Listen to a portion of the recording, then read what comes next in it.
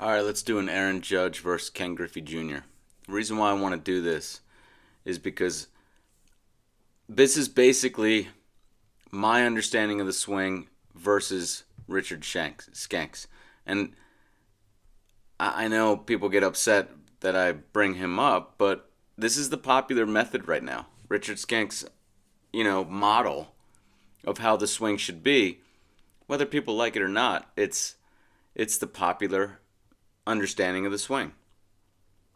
And I should say that I think it is the best thing to have come along in swing instruction. The reason being is it actually gets a lot of the movements right. It just forces a lot of the right movements. For example, it has the flattening of the barrel at the start. But this flattening is not what he thinks it is, but at least he's noticed that this is a key movement of great, I'm just going to say pound for pound hitters, even though other people don't really go by that in swing instruction just yet. But my hope is that we do start using a list like it. Now, there is one caveat to the list, and I'll get into that later, a reason why you have to make a slight adjustment with the list. But my point is that his understanding of the swing is, at the way I look at it, is it's the first one to come along, hit the mainstream, and not actually do damage to hitters. And I know that may sound unbelievable to you guys who maybe are new in this area. Maybe you have a young child and you're just kind of delving into this to try to get an understanding of how you should teach him.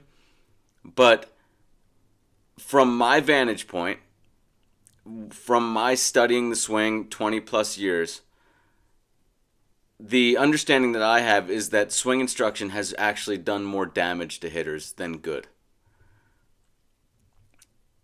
Particularly in it promoting such an armsy swing. It has to do with this culture that somehow was engendered in baseball and was allowed to flourish. And the culture is that going the other way, slap hitting, is a smarter approach to hitting than the guys who say swing for the fences, so to speak. So everything that was swing for the fences has been vilified. Unjustly, I would say, because the assumption, for one, is that you have to be a power hitter or a high average hitter. And that's not true. The greatest hitters have shown us that you can have high levels of both. It's just that when you're a power hitter and a high average hitter, you don't look anything like these slap hitters.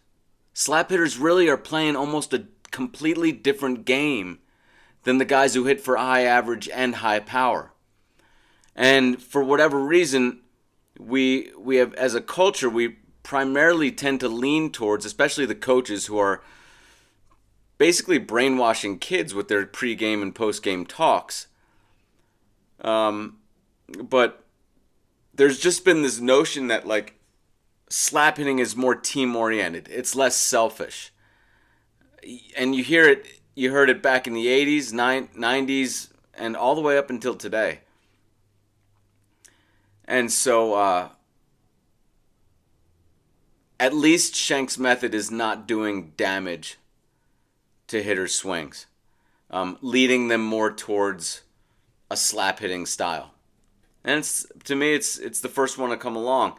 I think that there was a method in the early 2000s. Many of you who are still privy to this space back then will know about Mike Epstein. And I think Epstein was, to me, he was the, like, I always envision it like a mountain. Like we're climbing a mountain. At the top of the mountain, we figured out the swing. Well, Epstein was like, oh, we're starting to see a little bit of an incline. Because he was, even just what he called it, rotational hitting. Yes, you're correct. The conventional understanding of the swing is taking out rotation. So it was almost like the first general movement towards more rotational hitting. And it was the first small move in a right direction, but not much headway was done because it just wasn't. He didn't quite have it nailed, and I think the mainstream understanding today still doesn't quite have it nailed, and that would be Schenk's method.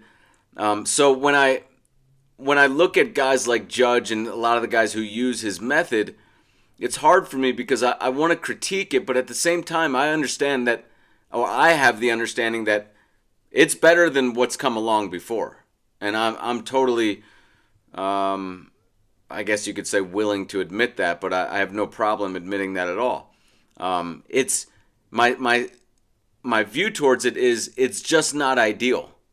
And in fact, it's pretty far from ideal, even though on the same side, I'm saying it's the best thing that's come along. So if you can hold those two understandings in your mind as far as where I'm coming from, then it'll make it easier that you won't be so defensive if you're a Richard Schenk fan that I'm critiquing him so much. But in this video, I think it'll be helpful because Aaron Judge is basically his protege, the paragon of his teaching style, the example. And Griffey would be mine. Now you could argue that, okay, but you don't describe a Griffey swing in my eyes. Well, maybe that's true, but my attempt is to describe what's going on in Griffey's swing. What's going on if we were to be able to step outside of our swing and enter into his swing? What would we feel that would be drastically different from what we're feeling now in our own swing? That's what I try to capture with my method. So first, let's just take a look at Judge's stats versus Griffey's stats. Now, here's where it gets a little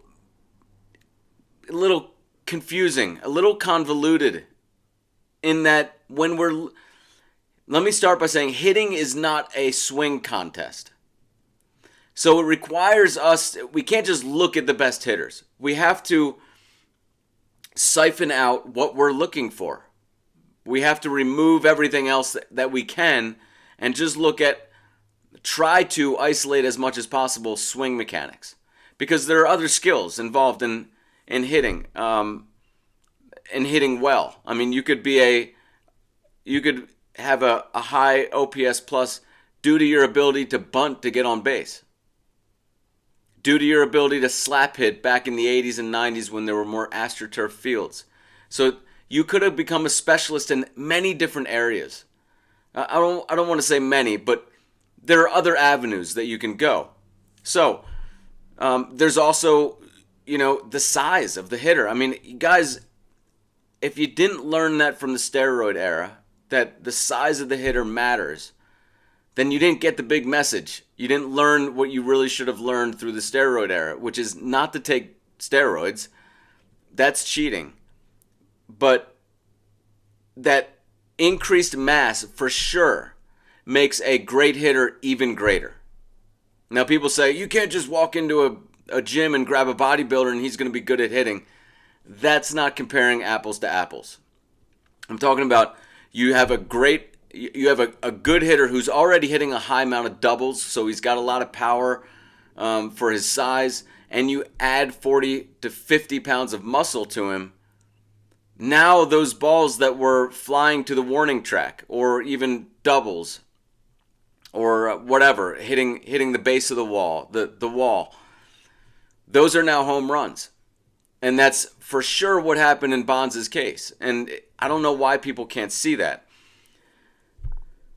But, so anyways, there's many ways you have to siphon out what we're looking for. And so I'm not interested in guys who increase their home run production because of a gain in muscle. Then we are not after swing mechanics. So, obviously, Aaron Judge is the largest hitter that's ever stepped into a batter's box. So that needs to be taken into account. Also, he is on the pound-for-pound list. He's in the top 50. I want to say he's in the 40s. But even the pound-for-pound list tends to favor guys with a lot of weight because it's one of the measurements that measures how much we don't have. If we had the average exit velocity of every hitter, it would probably be better. And then it would be comparing apples apples to apples. But since the measurement is a home run, not just how hard you're able to hit each ball, but it's just how many home runs you have. Well, obviously, bigger guys are going to have more home runs. They can put the same swing and hit the ball in the exact same spot on the barrel as a guy who's smaller, and the guy who's smaller, the ball maybe will just go to the warning track, whereas the guy who's bigger, put the same swing, same location on the barrel, it's not leaving the park. So, or it's leaving the park for the bigger guy. So, it's a bit like the pound for pound equation is, let's just say it gives a little bit of an advantage to the bigger guys. So we have to remember that looking at Judge. I mean, and now having said that, look, Judge is panning out. If he just continues the way he is, he's panning out to be a top 10 hitter all time. I don't know if you can even say that for Griffey. I don't think you can, actually. I don't think he would be in the top 10 just production-wise. But there are a lot of things you have to sift through when you're looking for the ideal mechanics. Griffey was injured a lot. That's something to take into account. Before he was injured, the numbers he was putting up was just unbelievable. But the big thing you have to take into account, obviously, is his weight. Is Aaron Judge's weight and Ken Griffey Jr.'s weight. Weight is so important when we're looking at swing mechanics. Anyone who's over, 230 is kind of playing a different game. Balls that are going to be pop-outs for some guys are going to be home runs for them. Maybe 10 or 12 a year, something like that. So anyways, but having said that, Judge is, without a doubt, panning out to be one of the best hitters of all time. An OPS plus career of 164, which is insane. I mean, that's many levels better than Ken Griffey Jr. I would say 3 levels better than Ken Griffey Jr. Which is unbelievable because Griffey was just shockingly good for at least a certain amount of time in the late 90s. Let's look at Griffey's stats. So, let's see. Obviously, he has the 56 homers 2 years in a row. Now, Judge's most homers was 62. That's 6 more than Griffey. And Griffey weighs almost 100 pounds less than Judge.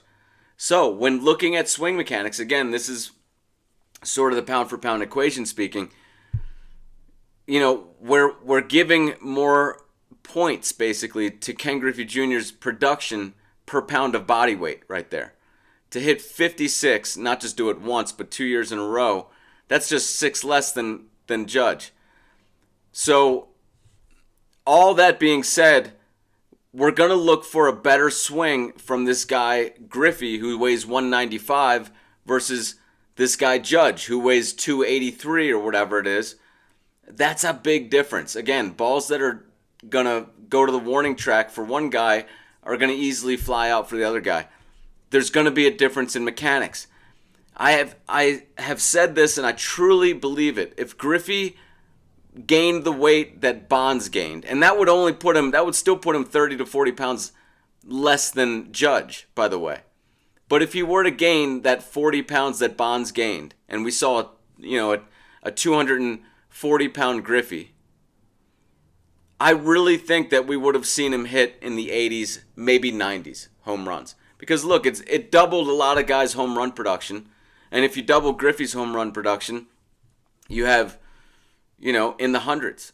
So most years in the hundreds. I shouldn't say most years, but at least 97 and 98, you have 112 if you double those. Anyways, let's get into their swing. And again, this is basically showing the problems that I have with today's modern, swing style. So they're hanging back on their back leg. You can see This is why I truly believe Judge would have 80, maybe 90 homers if he swung like Griffey. I truly, truly believe that, because what we're talking about is so many of his mistakes, even though a lot of his mistakes now are flying out of the yard, even more would fly out of the yard if he had Griffey's swing, because he would get more weight behind the hit. And more weight for Judge is ridiculously more weight, you know? And he's not, the problem with today's modern swing is they're leaning back and they're not getting the body into it. They're not thrusting into it. Instead, they have very tense arms and push outward towards the ball. This whole trying to get loft on the ball is actually only exacerbating this problem of not getting the body into it.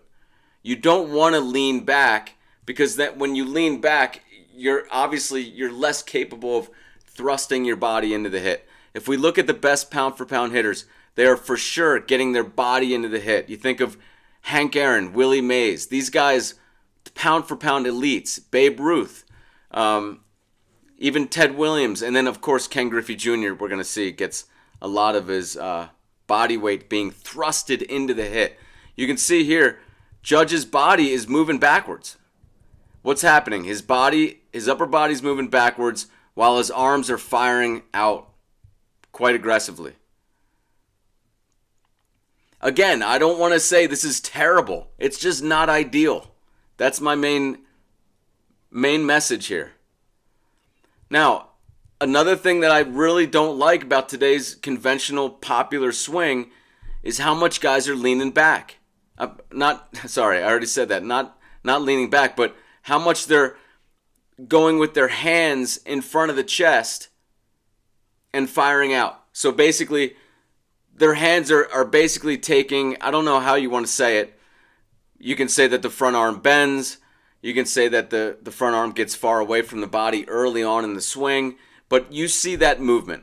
That's the movement I'm talking about, is where the hands basically aren't far away from your chest as you go towards the ball. This is taking body out of the swing. When we look at the best pound for pound hitters, what they tend to do is get a little bit of hand depth. Get their hands trailing their body rotation. Because that tells me it does more than just put the bat on plane or all that stuff. It actually sets your body up to almost have no other choice but to use some body rotation to hit it. So it just decreases it's not really in the same swing paradigm as someone who does this. They're having a much different feeling than the guy who starts off by leaving his hands more behind. It's essentially your arms,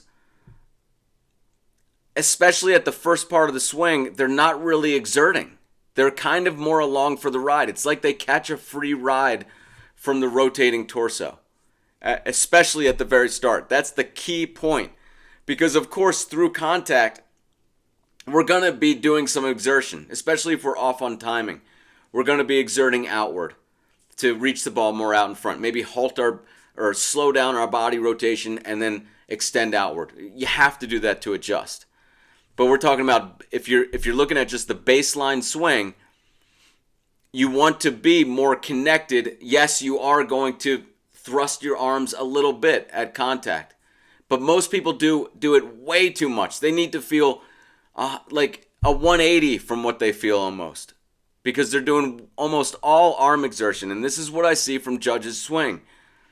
If you go over his home runs over the year, there are like 18 home runs or so in his 62 home run year. I forget, I counted them on one video I did. But it was somewhere around there that would not have been home runs, most likely, because of just the way they were hit. I mean, we can see with the naked eye the difference between like a Mike Trout or a Ken Griffey Jr. Home run versus these guys who are really big and tend to slice the ball a little bit. You can see it easily from the pitcher's perspective on television. These kind of slicing hits that end up, for big guys, being home runs. But you know that if it was a regular sized guy, you know what kind of hit it would be. I mean, a lot of this stuff we can figure out with our intuition. A lot of people out there, but they're so blinded by like the sensationalism of this guy's working with this guy, or this guy, wrote a book about the swing, and so he must know a lot. Or we're thrown off by all that stuff. If you just look with your eyes, you can discern a great swing on your own. This is why everyone pretty much agrees that Ken Griffey Jr. had the best looking swing. I mean, why is that? Obviously, it's because we see less of this kind of slicing off the ball, and that's not pretty. Even if you get a home run out of it because you're a big guy like Cabrera or Alex Rodriguez or Aaron Judge, it's obviously not as pretty as even an opposite field homer by Ken Griffey Jr. It just looks different. The beauty is not the same. What does Judge do that's good? And what is good about Richard Skank's method? It can improve the positioning at contact. Because what he says is you should snap here, and then the barrel basically takes a continuous route, so it's moving faster than you are able to extend the arms. You're getting the barrel out before you've done a whole lot of arm extension. This is kind of the way I tried to force it many, many years ago too.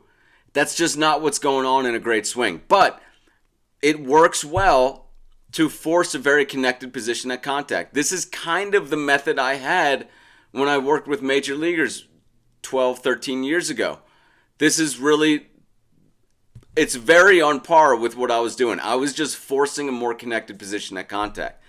They don't really say that in Skank's method. They don't really talk about the importance of a connected position at contact. But I'm telling you that if there's any improvement that guys have, it's that their positioning at contact improves or doesn't get worse.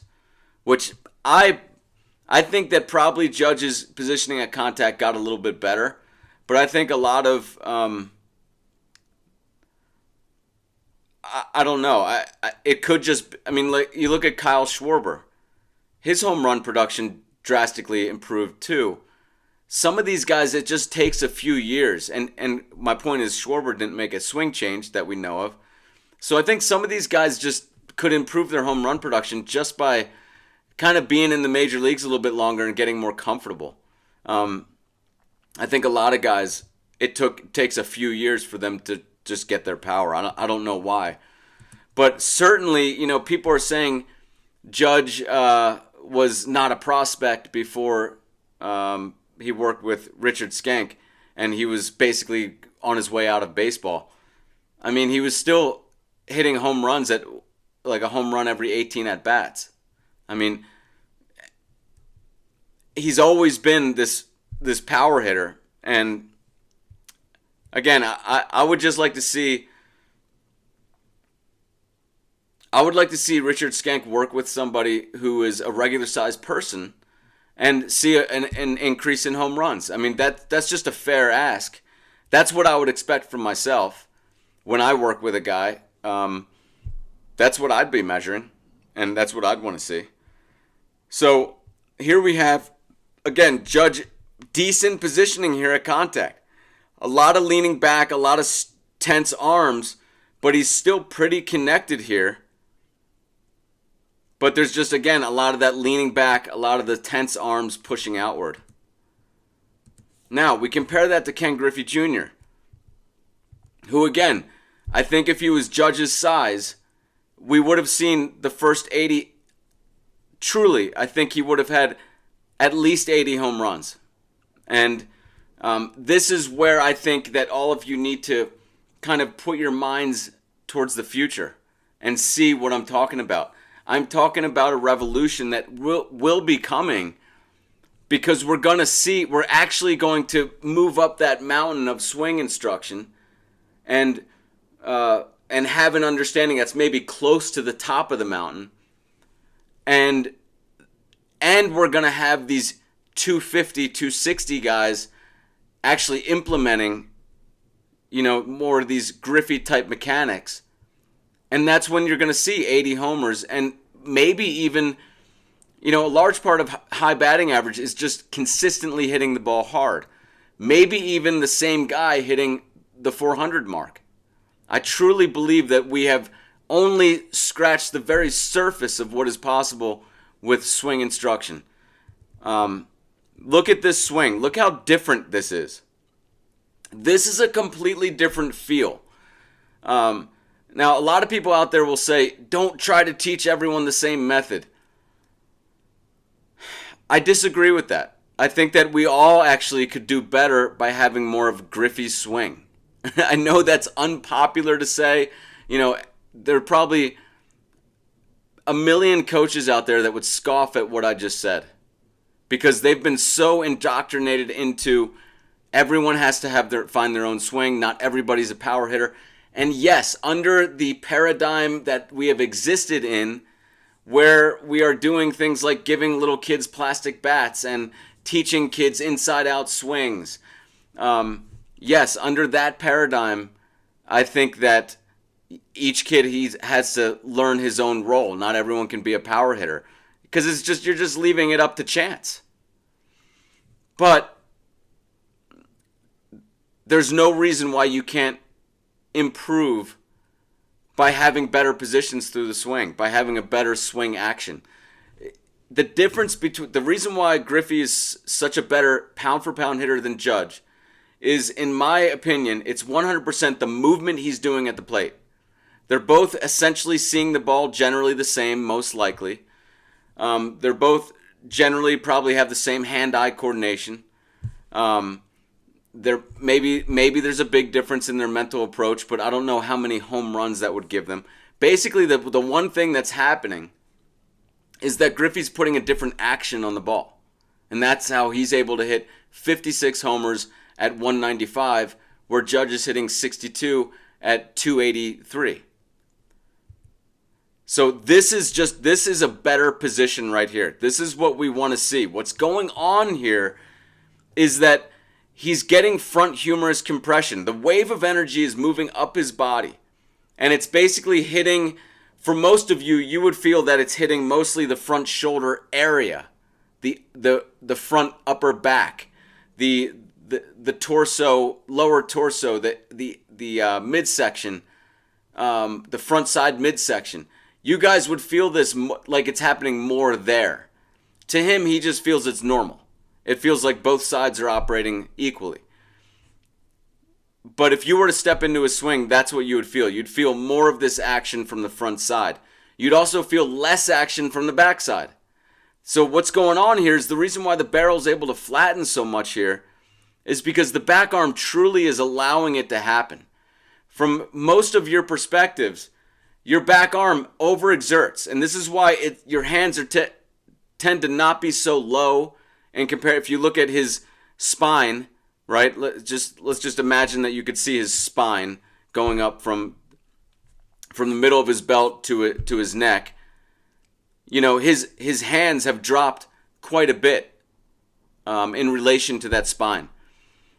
And again, the back arm is allowing this to happen. Most of you would be like, oh my gosh, the back arm is all the way back there. That feels so weird. It wouldn't feel it wouldn't feel normal to you. So this is much different, a completely different action. Now you can say that Judge, yes, he might have been hitting a higher pitch or whatever, but this is generally the action, okay? I know everyone wants to pick apart, oh, you picked this pitch or that pitch. I didn't, but even if I did, yes, I'm trying to make a point here. Even if, for whatever reason, these swings, were misleading because it showed my example, that's fine. I'm still saying that most of the time you're going to see Griffey do this kind of action that's important to me, and you're going to see Judge do another kind of action that is being sold as being important, but to me is just a specious understanding of swing mechanics. So here, hands dropping. Again, now he's feeling the wave of energy move up his body, and it's about at his chest area here. And now it's leaving out his arms, but you can see, yes, he's releasing with his arms, but look how connected he is. Most of it is coming from his bigger muscles, his torso, right? There's not an extension out of the hands and pushing out as his body's leaning back. Look, he doesn't have to create room with his upper body. Most people today, they're firing their hands out so much that it tends to go along with leaning back, because what else are you going to do? You have to make room for the barrel to square, so you end up pulling back with your torso as you're pushing out with your hands. It's not a good combination. I mean, you guys can see it's not a good combination because you can see a good swing with your eye. This looks better that Griffey's doing right here because it is better. It's more efficient. Look how his upper body is not leaning back while he pushes out with his arms. You'll see this same action from Mays and Aaron and all these good pound-for-pound hitters. They're using more of their body rotation to hit the ball. And then, of course, the wide finish, which, by the way, Judge and a lot of guys have a nice wide finish too. Once again, I don't think that Judge is overly back arm dominant or arm controlled. I think just the fact that he achieves a nice connected position at contact most of the time, he's got a great swing. I mean, he wouldn't be able to do what he does without at least many things going right with his swing. I just question how much of the things that are going right now were going right anyways before he started his swing change. I don't know. I don't have a lot of his swings, from when he was an amateur, but maybe that could be a subject for another vlog. Again, a side view of Griffey now. You can see barrel dropping while hands very much behind his torso rotation. See how they're trailing his torso rotation. And then, of course, there's a release. Yes, there's a release and there's a snap of the bat. I'm not saying that we want to just drag the bat through. There's a release, but look how connected he is at contact at the point of the release. He's getting his body into it.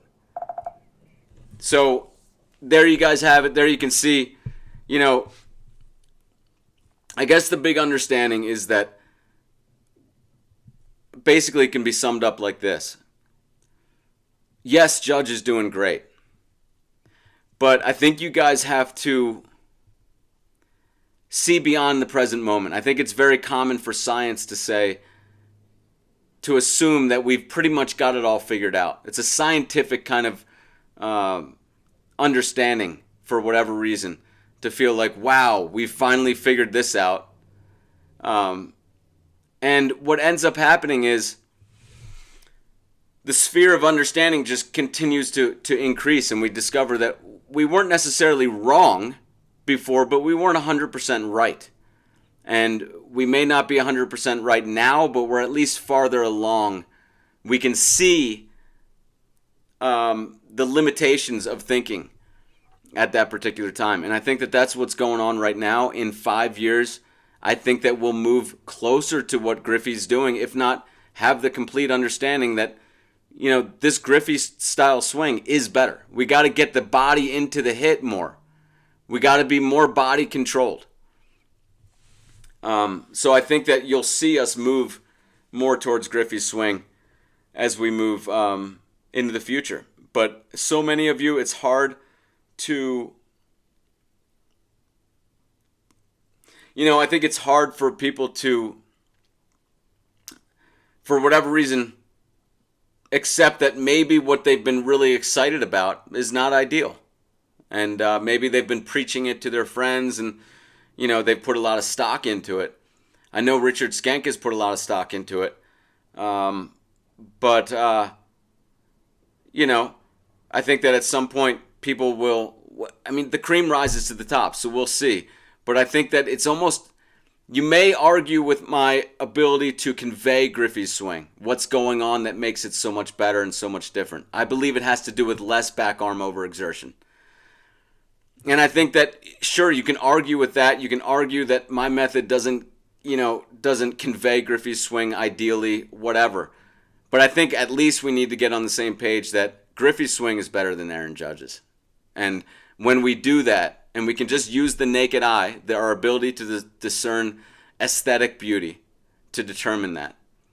And once we admit that, then we can at least start making headway to teach more of Griffey's swing. And I guess that leads me to check out my book, Swing Like Griffey, at theswingmechanic.com. Thank you guys for watching. I'll see you next time.